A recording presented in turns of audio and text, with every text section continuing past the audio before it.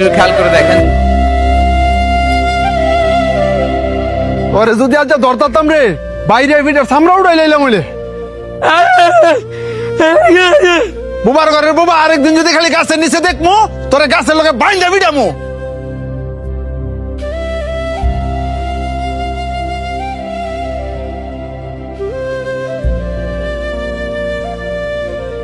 বাবা সরন্তে তোর না করছি এই ময়লা কাগুলি আমার সামনে নাই কি তোর শরীরের গন্ধ যে আমার সহ্য হয় না, এটা কি তুই বুঝস না?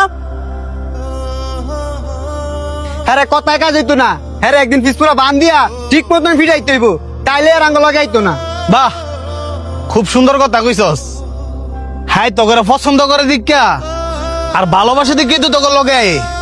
আর তোরা কিনা কইতাছস হ্যাঁ রে ফিস মুরা বান দিয়া পরে ফিটাইবি। তো তুই তোর লগে হেরে রাইস, হ্যাঁ শরীরতে কি গন্ধ বাড়ি তুই দেখছস? এক কাপড় পরে সবসময় ঘুরে।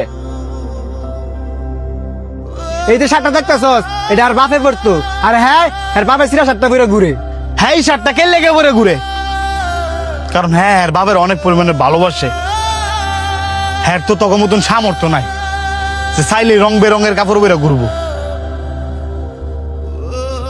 হ্যাঁ বুবা দেখা, অসহায় দেখা তোরা কি আরে মানুষ মনে করস না?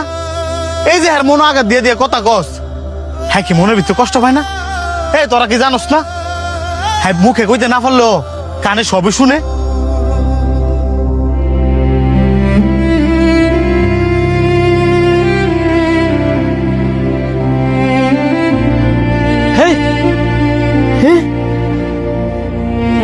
সর বুবা, আমার কাজ আমার করতাম দে।